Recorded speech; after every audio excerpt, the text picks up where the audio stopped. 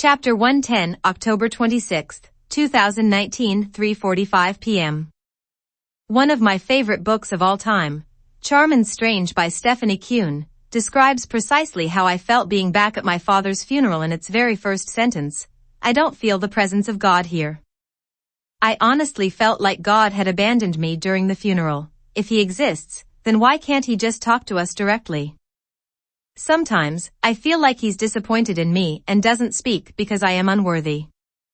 Annalie told me that God is just mysterious and loves me deep down. I sure hope so because I honestly feel like I'm destined for hell. Anyways, I did something entirely different this time around. I went through the funeral without going on my phone. I already disrespected my dad once, there was no need to do it again. You actually got off that phone of yours, Grandma Rosie said with a wide smile. She was always on my case about how much I used it. The truth is, I use my phone as a form of escape to avoid thinking about my problems. Cat videos are a fun little time waster, but when it's time to sleep, I'm left alone with my thoughts. That's why I absolutely hate it when I can't sleep. I spend the entire night thinking over every mistake I've ever made. The biggest one I ever made was deciding to play fight with this one kid in a bouncy house. At first, we were having lots of fun despite me chipping one of his teeth, then I punched him in the face a little too strongly. He crumpled to the ground, and I knew right away that something horrible had happened. When he finally came to, he didn't know what had happened or even what his identity was. I gave the poor kid amnesia, and I don't know if I can ever forgive myself for that. Anyways, I searched for my family and told them everything that had happened. My mother was beyond furious. As for my father, he told me, let's hope they don't sue us. We went back to the kid still in the moon bounce and called emergency services for him. His parents eventually showed up and asked us what had happened to him. I had to come clean and tell them that I had given their son literal brain damage. They were horrified and gave me a look of pure contempt. Anyways, they didn't end up suing us or anything crazy like that. We had to pay the boy's hospital bill, though. I never saw the kid again and wonder to this day about what happened to him. I have so many unanswered questions. Did he ever regain his memory? Did his injury affect his quality of life? Has he forgiven me for what I've done if he regained his memory? I have way too many skeletons in my closet, in all honesty.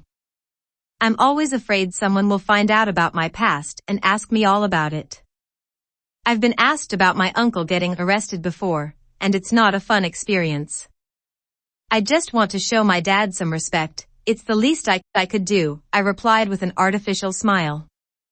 I often fake them during stressful situations so no one thinks something is wrong with me. He loved you very much, you know, she said emotionally, looking down at the grass. I know, he was the best father I could ever ask for. After that, the ceremony, or whatever the hell it's called, began. My mother was the first speaker, and I gave her speech all of my attention for once. The time before, I kinda zoned out and started reading about spontaneous human combustion. That's one of my worst fears right there, that I'll randomly burst into flames and burn to death. I know it sounds crazy and unrealistic, but in this world, anything can happen. After reading about what happened at Kalmar-Daban in 1993, I fear everything. I swear I'm either anxious, afraid, or paranoid. I try to form connections with people around me, but the more I attempt to, the more alienated from this world I become. I hope that the sun goes out a couple billion years early and kills us all. I'll be gleefully counting down those last 8 minutes. Now that's what I call the countdown to extinction. Might as well put that final countdown song on, too. Anyways, back to my mother's speech. James Harlow Andrews was the greatest husband I could have asked for. I knew he was something special from the moment I met him. You know what was the very present he got me while we were dating? A Harley Davidson. I yelled out. Specifically, it was a 1997 Heritage Softail Classic. Unfortunately, the stupid thing ended up breaking after only 3 years because it already had 100,000 miles on it. My dad later found out that they arrested the guy who sold him the motorcycle for drug dealing and that he was a member of Hell's Angels. I guess he knew deep down that he was running out of time. I wonder what he would have thought of that awful ride to hell, Retribution game. It's easily the worst game I've ever played in my life.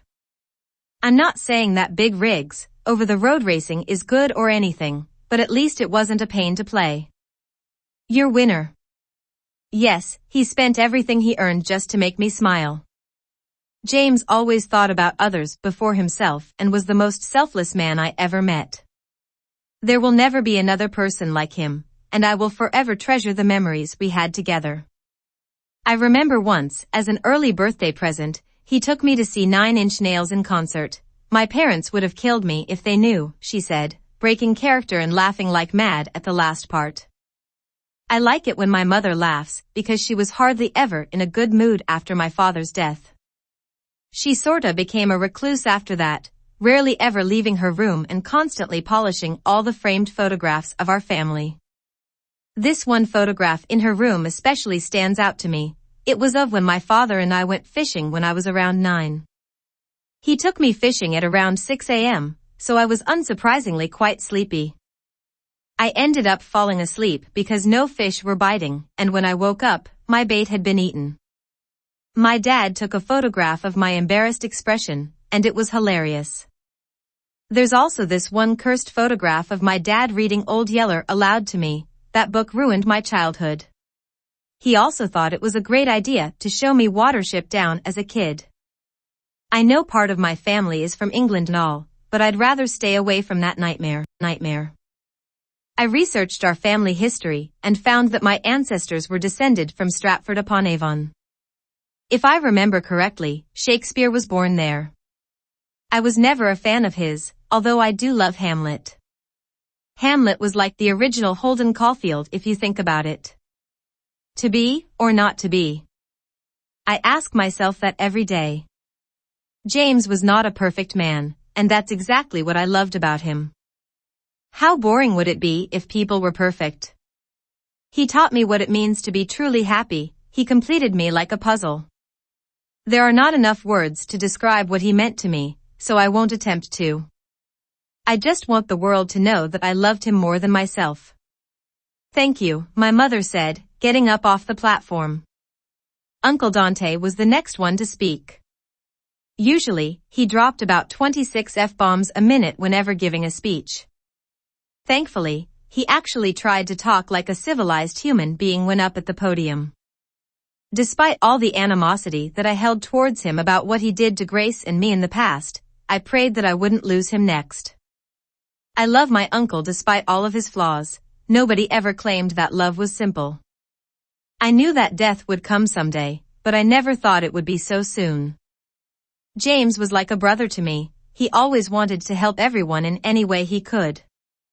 I remember having a strenuous day and him asking what was wrong. After I told him, he invited me to see Saving Private Ryan with him in the theaters. Oh, what an experience that was. A good movie can make you forget all your troubles. He was always doing more than what was asked of him, and he rarely, if ever, complained. I look up to him, and if there is a heaven, I hope that I get to meet him again. That is all, he nearly choked out. His sincere showing of emotions surprised me. I agreed with him. A good movie is the best antidepressant. A film that always helps me when I feel crappy is Gattaca. I don't want to explain it for fear of spoiling the plot, but it's one of the greatest and most underrated films ever made. It stars Uma Thurman, one of my favorite actresses. You probably don't know her. She starred in an obscure film called Pulp Fiction. I hope you caught that sarcasm. Sometimes I'm sarcastic, but people think I'm being dead serious, causing them to see me as mentally insane. I can't be crazy because I'm aware of my insanity, which means I'm quite sane. After Uncle Dante went, my grandmother turned to me and told me that I should give a speech as well. The only problem was I hadn't written one. This meant I'd have to wing it. I'm terrible at improvisation, I always end up repeating the same thing in about 5 different ways. Thankfully, you don't have access to my high school essays. They were some of the most pretentious pieces of crap ever written. I'd pad out my writing by explaining how the topic relates to another vaguely related topic while using as many words as humanly possible. My papers were so verbose you would have thought you were reading Infinite Jest. I don't know if it's just me who was confused after reading the book. David Foster Wallace talks about many vague things. I still love the guy, though. I wish I could have played him in tennis. My other wish that I'll unfortunately never get is to meet Nietzsche and have a philosophical discussion with him. He's my favorite philosopher, and his book Beyond Good and Evil is breathtaking. His best quote, in my opinion, is, "Whoever fights monsters should see to it that in the process he does not become a monster. And if you gaze long enough into an abyss, the abyss will gaze back into you." Isn't that just the most badass quote ever? He had a fascinating life. The guy straight up lost his sanity at the end. I gave a speech. I knew that I'd regret it if I didn't. That's the thing. Sometimes, we as people have to do something even if we're not good at it, not because we want to but because it's the right thing to do. The right choice is hardly ever the easy one. I nervously walked up to the podium and felt like crawling into a ball when everyone stared at me. Public speaking has always been difficult for me. I get anxious and shaky like a tweaker. I even feel physically sick in my stomach, like I'm a minute away from puking my guts out. My dad used to say that if you didn't live every day of your life the best that you possibly could, you were wasting it. That's what I loved about him. He always cared about the well-being of others and wanted them to experience true happiness. I won't lie and say that I followed his advice very well, but it still affected me. I remember once I was having a horrible nightmare and asked my dad if I could sleep with him that night. He told me he had an even better idea, and we watched the classic Doctor Who series for the rest of the night. We pretended that he was a Dalek, and he would chase me around the house yelling "Exterminate." One day, I ran away from him and hit my forehead on the door so hard it started bleeding. We had to get 3 stitches for it, but I still remember how my father held my hand the entire time, reassuring me that I would be all right. I wish you were here, I said, breaking down into tears at the end. That was when I began hearing the same rushing sound from when I got transported to 1957 Daytona Beach. Through gritted teeth, I told everyone, "Well, looks like my time just ran out." Before I realized it, I was in Uncle Dante's house. There was only one problem. I was a kid again. And Uncle Dante was drunk.